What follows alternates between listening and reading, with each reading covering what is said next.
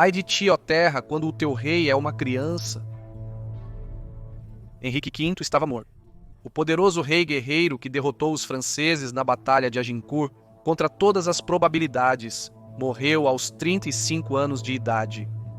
O príncipe Henrique, seu único filho e herdeiro, tinha apenas 9 meses quando o pai faleceu. Ele foi feito rei Henrique VI da Inglaterra e senhor da Irlanda um dia depois, em 1º de setembro de 1422, tornando-o a pessoa mais jovem a ascender ao trono inglês. No dia 31 de outubro, seu avô francês Carlos VI da França morreu, e em um acordo com o Tratado de Troyes, assinado por Carlos e Henrique V, o bebê Henrique também foi declarado rei da França com apenas 10 meses de idade. O infante Henrique era incapaz de se alimentar, se vestir, andar, falar ou governar os reinos da Inglaterra e França. Bebê estúpido. Em uma época com alta mortalidade infantil, ele poderia não ter sobrevivido à infância.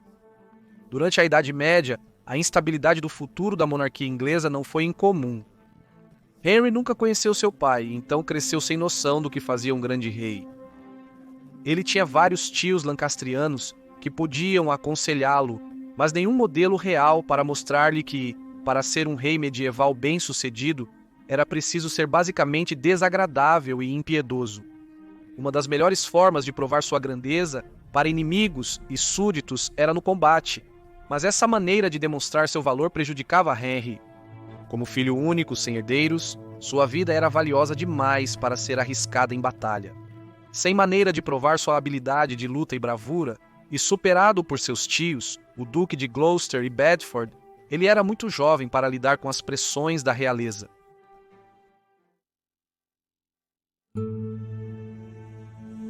Escândalo. O casamento de uma princesa francesa com um rei inglês havia se tornado uma tradição. Por mais de 300 anos, 10 dos 11 reis da Inglaterra se casaram com uma esposa francesa. Então não foi surpresa quando Henrique foi prometido a Margaret de Anjou, sobrinha do rei Charles VII da França, em 1444. Eles se casaram no ano seguinte. Henrique tinha 23 anos e Margaret foi coroada rainha na abadia de Westminster.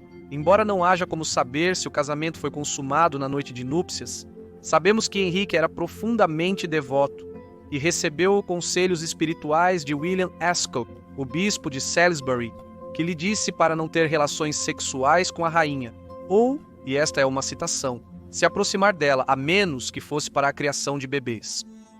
A igreja cristã admirava a virtude da castidade. Era um ideal sustentado pelo clero e uma meta que alguns se empenhavam em alcançar.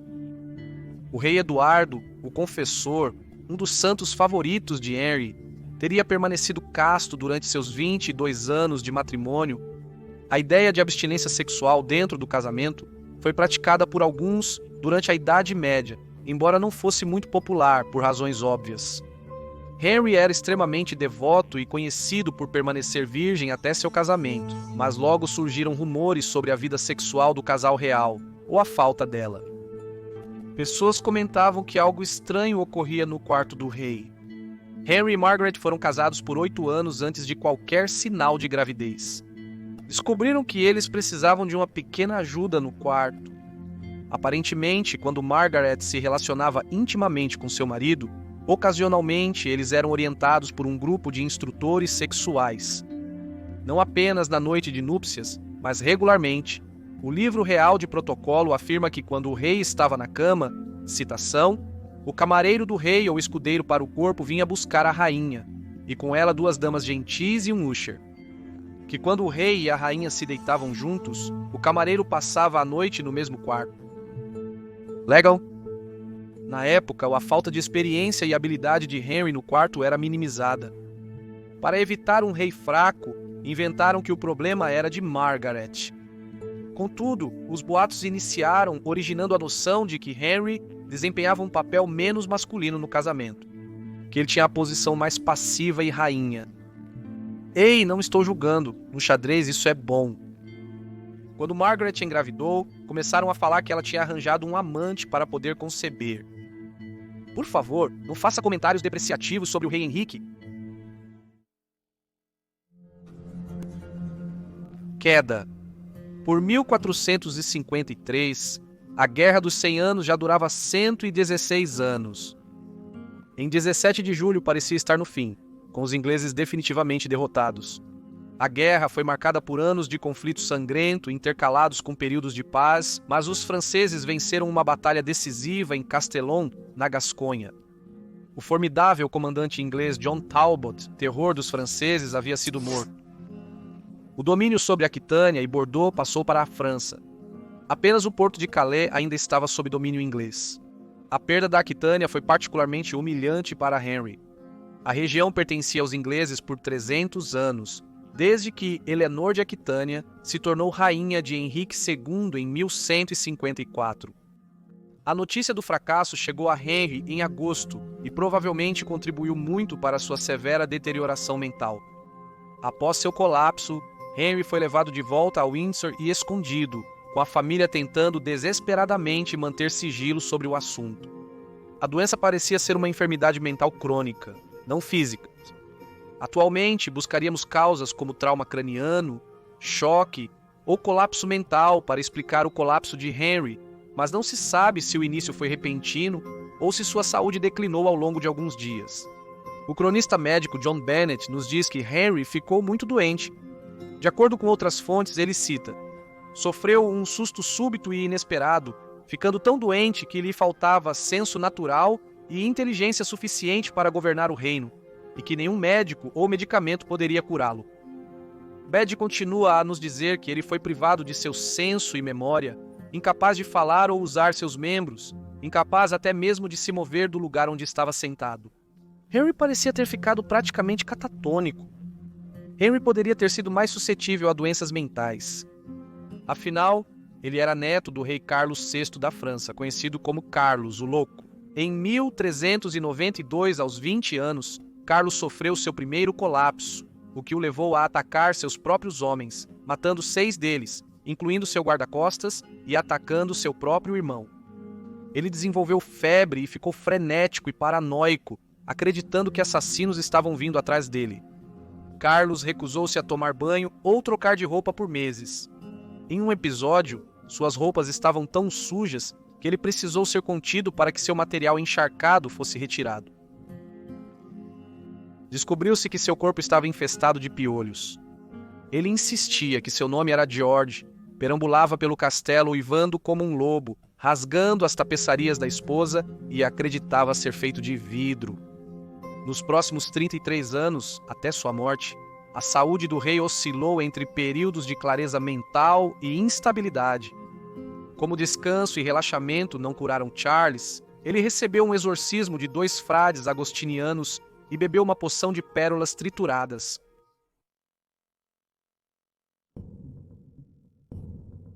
Loucura. Para os medievais, acreditava-se que a loucura era causada por autoabuso, excessos ou um desequilíbrio dos humores. Na época, a medicina dependia muito da religião, astrologia e da teoria dos 4 humores de Galeno. Qualquer pequena mudança de comportamento da norma no sentido espiritual ou físico era vista como loucura.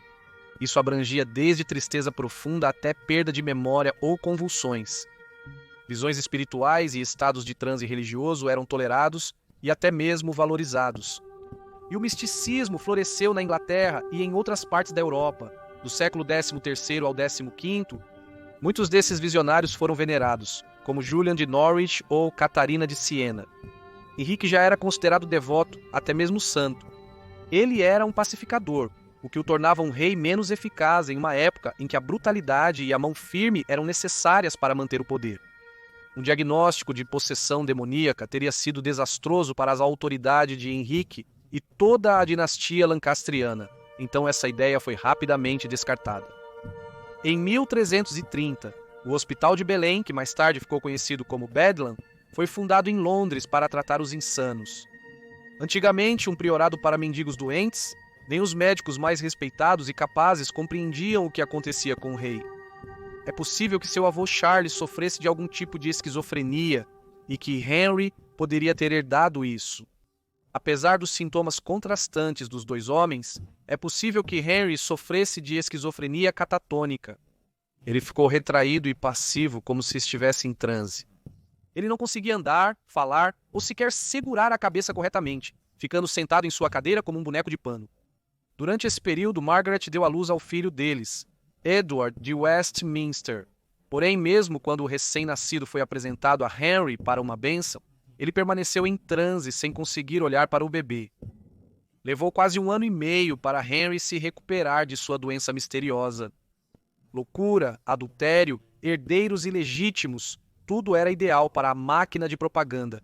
Yorkista em sua ascensão ao poder nos anos 1450, Henry morreu no dia 21 ou 22 de maio de 1471, provavelmente assassinado, segundo o consenso atual.